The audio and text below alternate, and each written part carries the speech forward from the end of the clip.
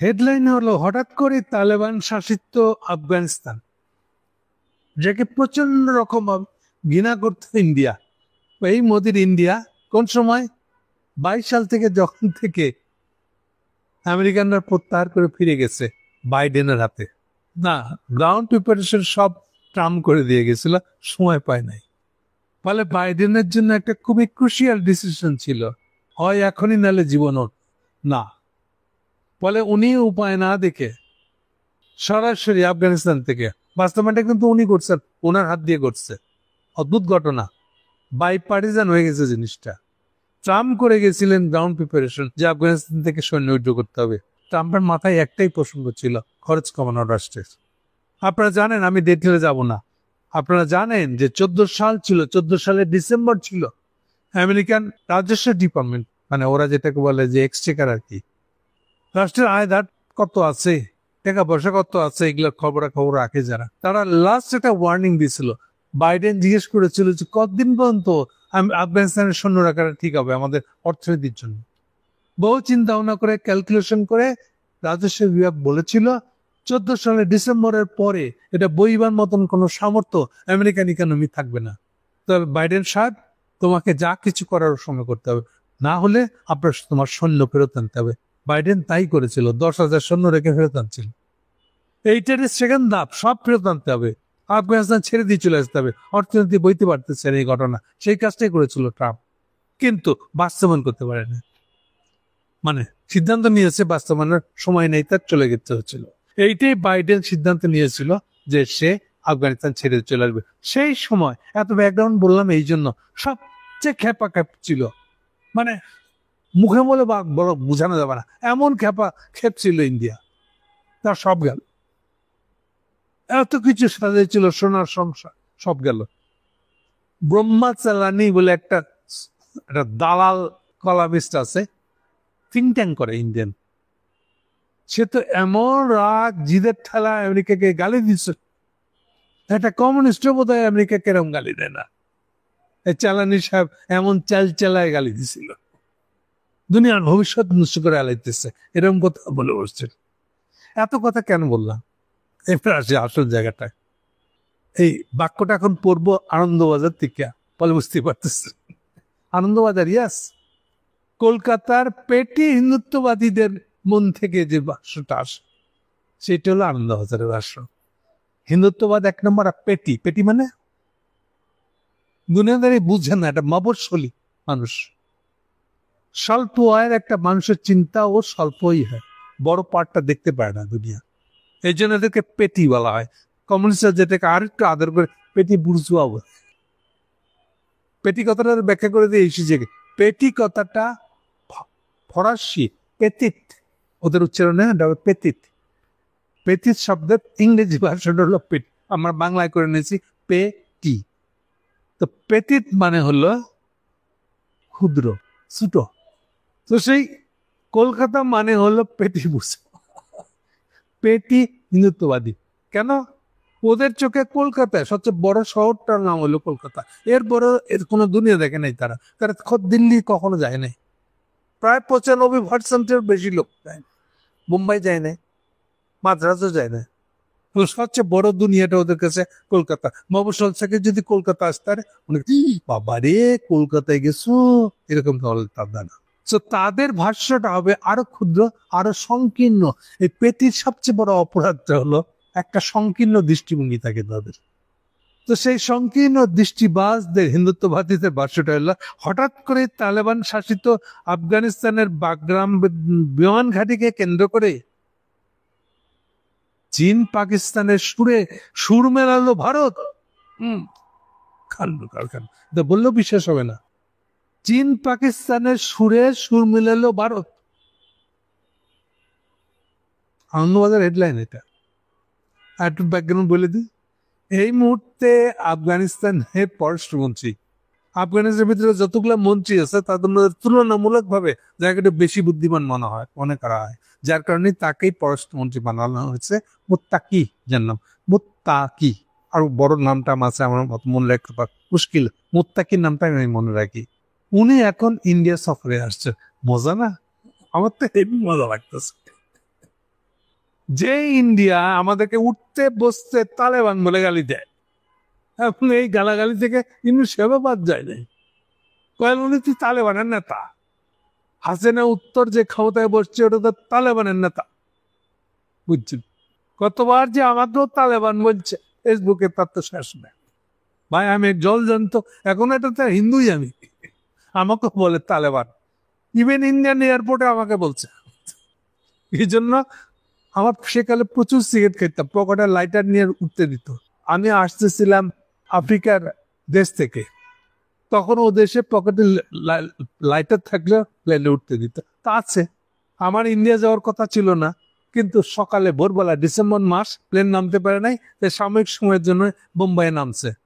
এখন নেমে আবার উঠতে গিয়ে তখন বলে যে তোমার পকেটে ইয়ে কেন, লাইটার কেন? আমি তো প্লেনেই ছিলাম, আমি তো ওই লাইটারটা নিয়ে আসছি। এই নিয়ে তর্ক করতেছি, সে তার বড় অফিসার বলছে, স্যার দেখেন একটা তালেবান এরম কথা কইতেছে, যে তুমি বাংলাদেশি দেখছে তালেবান লাগাই দিছে। আমি কইছি, আমি যদি তালেবান আর তোর বাপ চোদ্দ গোষ্ঠী হোল ইন্ডিয়া তালেবান, বুঝাচ্ছ এটা? এরকম ঝাড়ি দিয়ে কথা বলছে। শর্ট পকেট থেকে লাইটার নিয়ে নিছিল। কিছুক্ষণ পরে ওদের বড় অফিসার এসে প্লেনের সবাইকে যার যার লাইট ফেলস।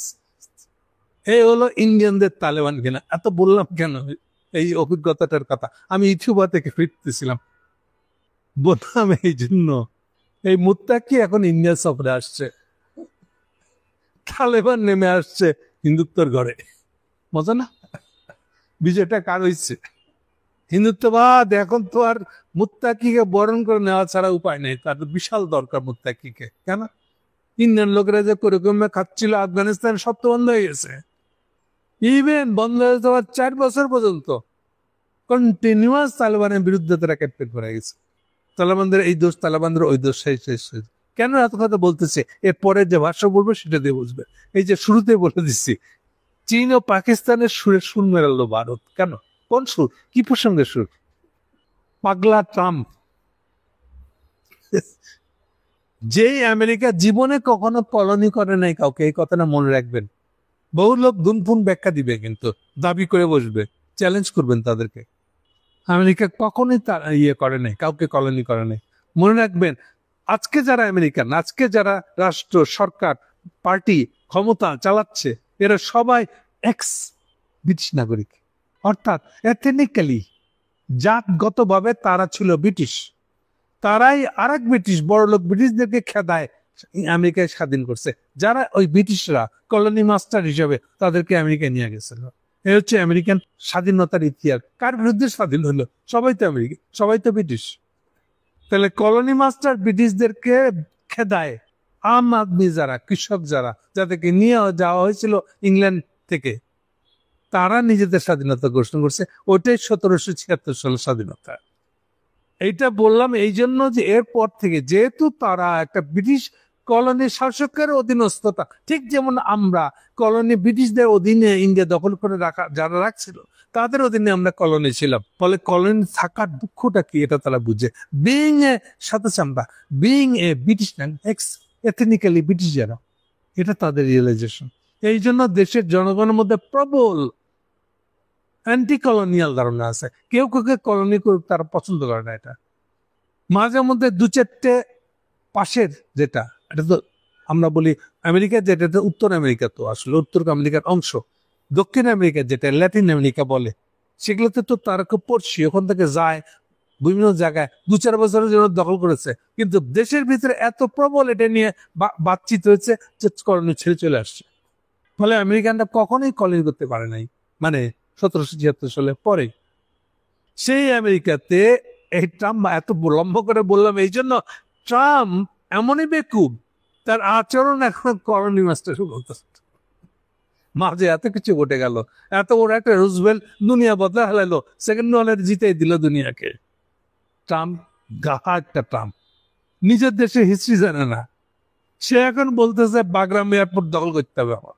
আচ্ছা, বাগরাম আরেকটা দেশের ভূমি, আপনি আরেকটা দেশের ভূমি চাইলে দখল করতে পারেন। সবার আগে তো আপনি জাতিসংঘ পার করাইতে পারবেন না। আপনি জাতিসংঘের চোখে, জাতিসংঘ যদি কিছুই না করতে পারে, এরপরও জাতিসংঘের চোখে আপনি হবেন দখলদার, অকুপায়ার ফোর্স আপনাকে বলা হবে, নিশ্চিত থাকতে পারেন। জাতিসংঘের অফিসিয়াল দলিলে এর বাইরে আর কোনো পরিচয় হবে না আমেরিকা, ট্রাম্প এন্ড আমেরিকা। এরপরও এই ট্রাম্প বলতেছে বাগমারা এয়ারপোর্ট তাকে দল করতে হবে। তাহলে পুরো ঘেটুটা চলতেছে। সবচেয়ে ইন্টারেস্টিং পার্ট হচ্ছে এটা যে ট্রাম্পের বিরুদ্ধে, এই আমেরিকান ট্রাম্পের বিরুদ্ধে কারা কারা জোট পাচ্ছে? পাকিস্তান আর ইন্ডিয়া এক পজিশন। এটা কেমন হইলো? তার উপর আবার চীন, তার উপর আবার সোভিয়েত, মানে পুতিনের রাশিয়া।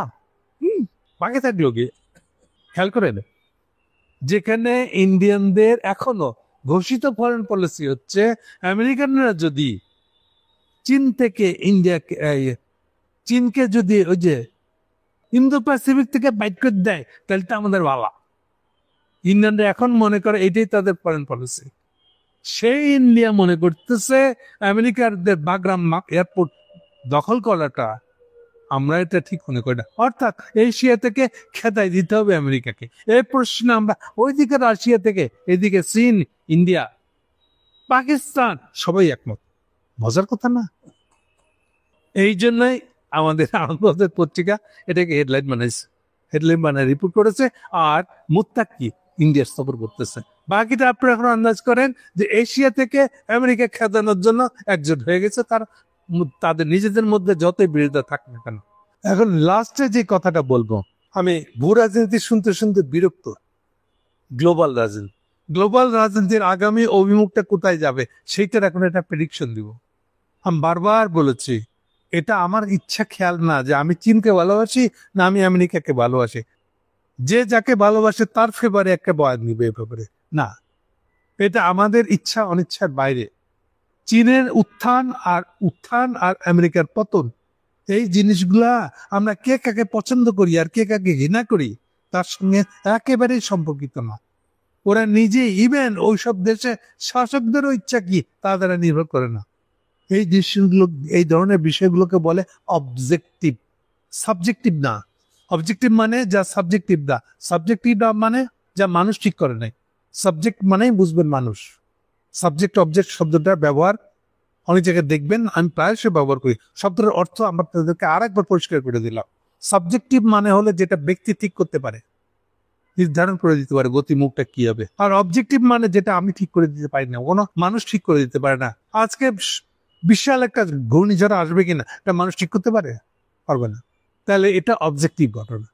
আমরা চলতি ভাষায় যেটা বল আল্লাহ যা চায়, ইনশাল্লাহ, এগুলো বলে আমরা যেটা মিন করি এটাই অবজেক্টিভ।